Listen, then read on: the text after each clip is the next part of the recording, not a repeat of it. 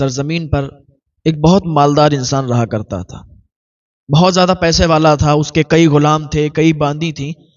تو ان میں سے ایک اس کی باندی جو تھی بہت خوبصورت تھی، بہت حسن و جمال کی ملکہ تھی، اور اس نے اس لیے اس کو رکھا تھا کیونکہ وہ گانا بہت اچھا گاتی تھی، وہ گانا بہت سریلے انداز میں گایا کرتی تھی۔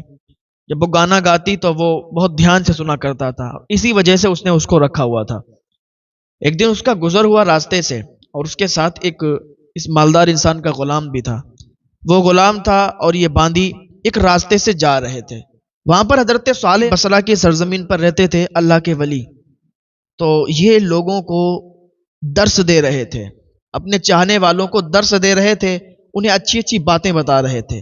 قیامت کا منظر انہوں نے کھینچا ہوا تھا اور قیامت کی نشانیاں بتا رہے تھے، اور بتا رہے تھے کہ یہ جرم نہ کرو، یہ گناہ نہ کرو، اگر یہ گناہ تم نے کیا تو تم پکڑے جاؤ گے، تمہاری سخت پکڑ ہوگی، اللہ تعالیٰ کا سخت عذاب تم پر ہوگا، اور اللہ کی پکڑ سے کوئی بچ نہیں سکتا ہے۔ یہ اپنے چاہنے والوں کو اس طریقے کا درس دے رہے تھے، ان سے باتیں کر رہے تھے، انہیں بتا رہے تھے قیامت کی نشانیاں اور عذاب کے بارے میں۔ تو یہ جو خاتون تھی، یہ جو لڑکی تھی، یہ جو باندی تھی، یہ بھی وہیں پر جا کے سائڈ سے کھڑی ہو گئی، یہ بھی سننے لگی۔ حضرت صالح اپنا پورا بیان کیا، اور جب ان کا بیان مکمل ہوا تو اس کا اتنا اثر ہوا اس پر کہ یہ رونے لگی۔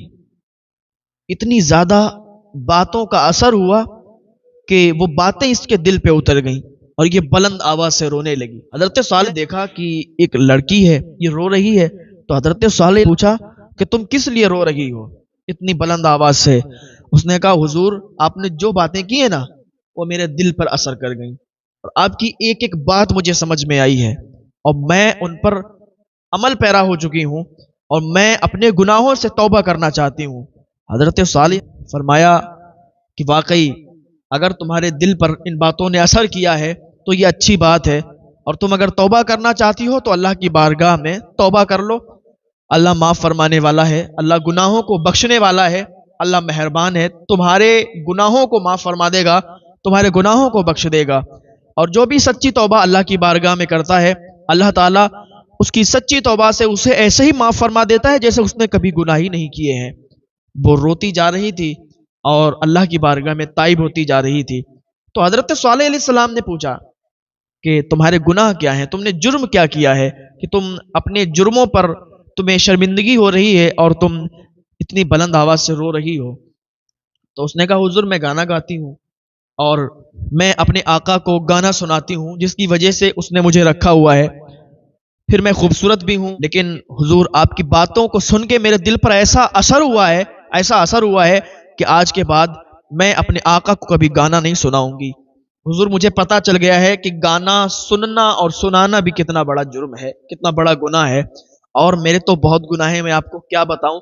اللہ تعالیٰ نے گناہوں کو چھپا کے رکھا ہے، اگر اللہ تعالیٰ گناہوں کو نہ چھپاتا تو نہ جانے کتنا میں لوگوں کے سامنے شرمندہ ہو چکی ہوتی۔ اور واقعی اللہ تعالیٰ بہت مہربان ہے کہ ہمارے گناہوں کو چھپا کے رکھتا ہے۔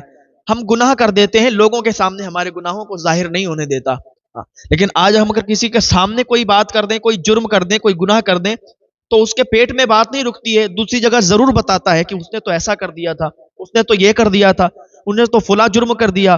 لوگوں سے دوسروں کی باتیں ہضم نہیں ہوتی ہیں۔ اگر آپ کسی کے سامنے کوئی جرم کریں گے نا تو وہ 4 آدمیوں میں آپ کی باتیں کرے گا، ارے وہ تو ایسا ہے، اس نے ایسا کر دیا، ویسا کر دیا۔ اللہ رب العزت اپنے بندوں کے گناہوں کو چھپاتا ہے، وہ کسی کے سامنے راز کھلنے نہیں دیتا۔ اللہ کتنا مہربان ہے۔ تو ہمیں چاہیے کہ ہم اللہ رب العزت کی بتائی ہوئی باتوں پر عمل کریں۔ اللہ تعالیٰ نے جو بتایا ہے اس کو اپناتے ہوئے چلیں تو ہماری دنیا بھی سنور جائے گی اور ہماری آخرت بھی سنور جائے گی۔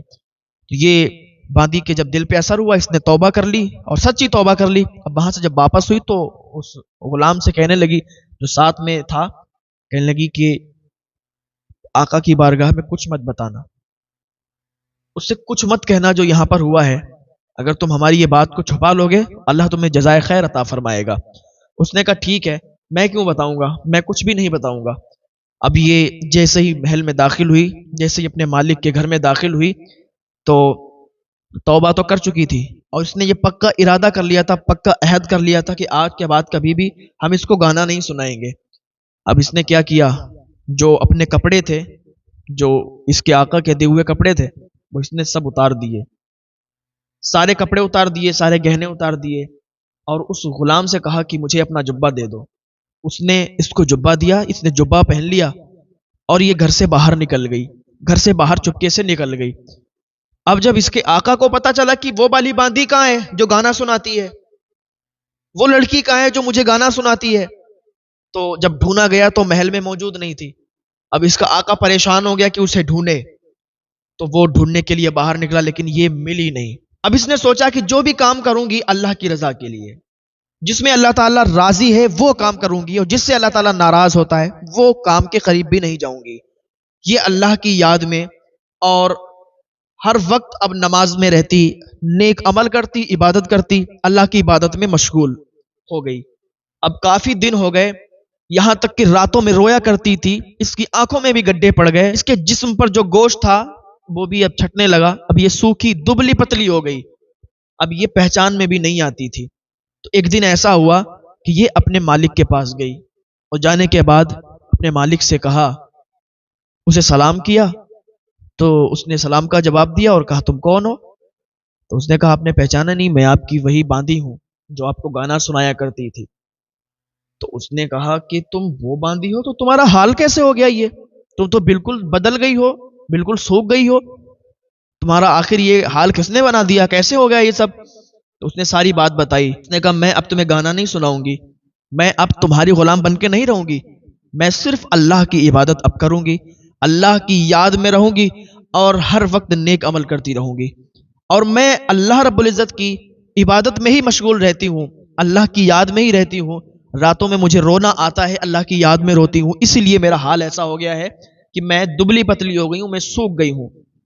اس نے کہا ایسا نہیں ہو سکتا، تو مجھے گانا ضرور سنائے گی، تو میری باندی ہے، میں تجھے یہیں رکھوں گا، اور خیر تیری اسی میں ہے کہ تو محل کے کپڑے پہن لے اور اپنا جسم پھر سنوار اور پھر صحیح ہو جا، میں تجھ سے روز گانا سنا کروں گا، میں تجھے ایسے چھوڑ نہیں سکتا، تو یہاں سے جا نہیں سکتی بچ کے، تو میری باتوں کو ٹھکرا نہیں سکتی۔ اس نے کہا تو لاکھ کوشش کر لے میں تیری باتوں کو نہیں مانوں گی۔ تو اس نے کہا اچھا۔ اس نے سپاہیوں کو حکم دیا کہ اس کو تیار کیا جائے اور اس کو محل کے کپڑے پہنائے جائیں، اور اس سے میں گانا سنوں گا۔ اس نے کہا تو کچھ بھی کر لے، یقین جان اللہ کی قسم کھا کے کہتی ہوں میں تجھے گانا نہیں سناؤں گی، میں اب گناہ پہ آمادہ نہیں ہوں گی، اب میں گناہ نہیں کروں گی، اس لیے کہ میں نے صالحات پر توبہ کی ہے، میں نے اللہ کی بارگاہ میں سچی توبہ کر لی ہے، اور جو اللہ کی بارگاہ میں سچی توبہ کرتا ہے اللہ تعالیٰ اسے معاف فرما دیتا ہے، اللہ تعالیٰ اسے ایسے ہی معاف کرتا ہے جیسے اس نے کبھی گناہ نہیں کیے۔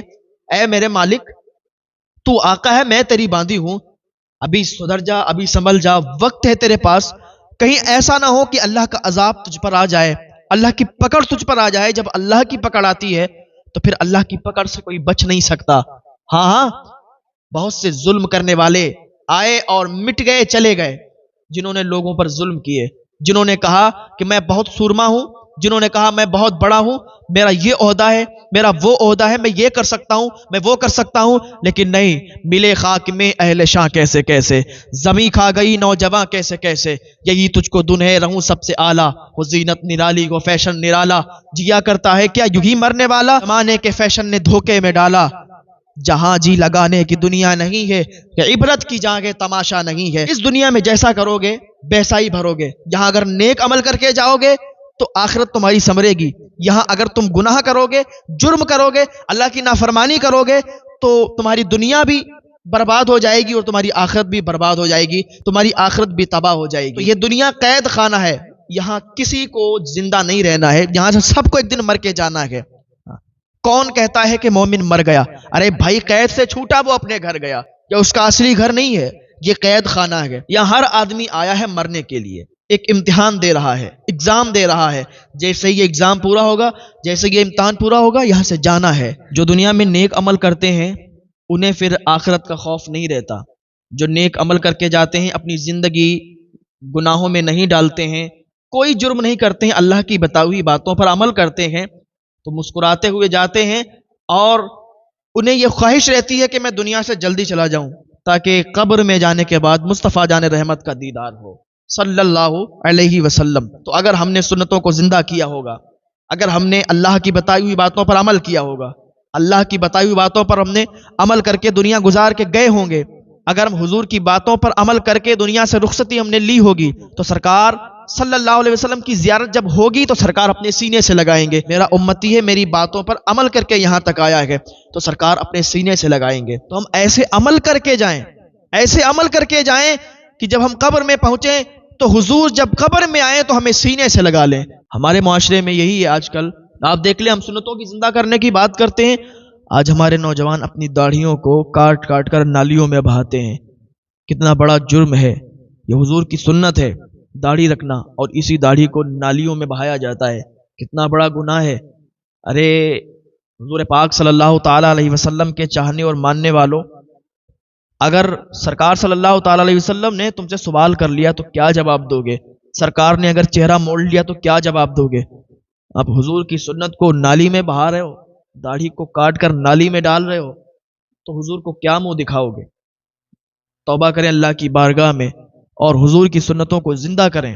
اللہ تعالی ہم سب کو نیک عمل کی توفیق عطا فرمائے. تو میں عرض کر رہا تھا کہ جب اس کے مالک نے زبردستی اس سے گانا سننا چاہا کہ نہیں تو گانا سنائے گی، اس نے منع کیا، تو مالک نے کہا کوڑا لایا جائے.